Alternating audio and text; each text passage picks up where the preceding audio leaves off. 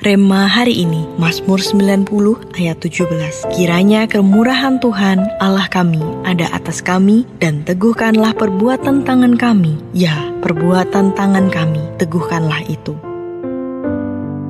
Karya penyelamatan Allah bagi bangsa Israel lebih dari sekedar membebaskan mereka dari perbudakan Mesir. Allah merencanakan lebih besar, yakni mencurahkan berkat-Nya yang melimpah dan membawa mereka menuju tanah perjanjian, tanah Kanaan. Bangsa Israel pertama kali datang ke Mesir melalui Yusuf yang menjadi pejabat tinggi di sana. Namun setelah Yusuf meninggal, seorang Firaun baru yang tidak mengenal jasa Yusuf naik tahta. Bangsa Israel yang bertambah banyak dianggap sebagai ancaman, sehingga mereka diperbudak dan ditekan dengan kejam.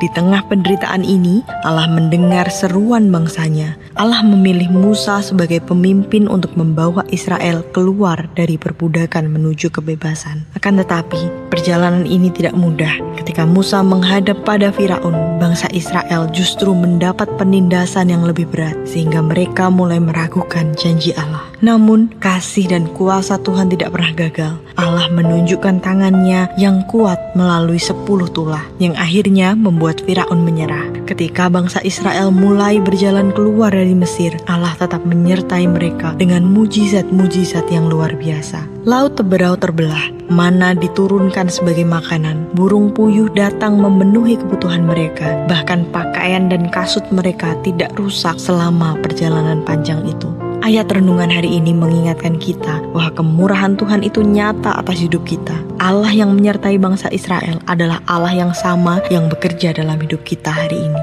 Di tengah ketidakpastian dunia, kemurahan dan kuasa-Nya tetap nyata.